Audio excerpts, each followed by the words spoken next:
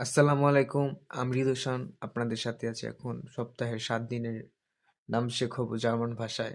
জার্মানে এটা খুব সহজে শিখা যায় যদি আপনি আ পড়ালেখাগুলো খেলার ছলে সাজিয়ে যদি পড়তে পারেন তাহলে আপনার কাছে সহজ হবে।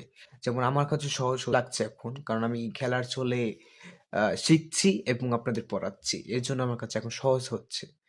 আ আমি সপ্তাহের নামগুলো যেভাবে শিখেছি অনেক প্র্যাকটিস করে যে আপুর ভিডিওগুলো আমার কাছে খুব ভালো লাগে। তার ভিডিওগুলো দেখে আমি ফলো করেছি অনেক।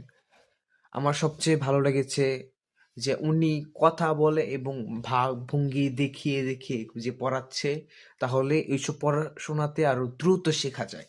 তো আমি চাচ্ছি এভাবে আমিও কিছু আপনাদের কাছে তুলে ধরি, যাতে আপনারা পারেন সহজে আরো বুঝতে পারেন।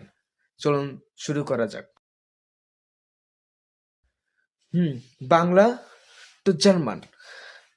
সোমবার মন্টাগ, মঙ্গলবার ডিনস্টাগ, বুধবার মিটবক,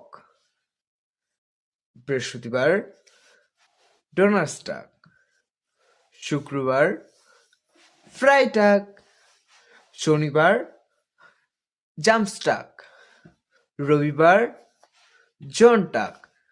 তো আমি আবার বলছি, মন্টাগ, ডিনস্টাগ, মিটবক, ডোনার্সটাগ, ফ্রাইটাগ, জামস্টাগ, জনটাগ।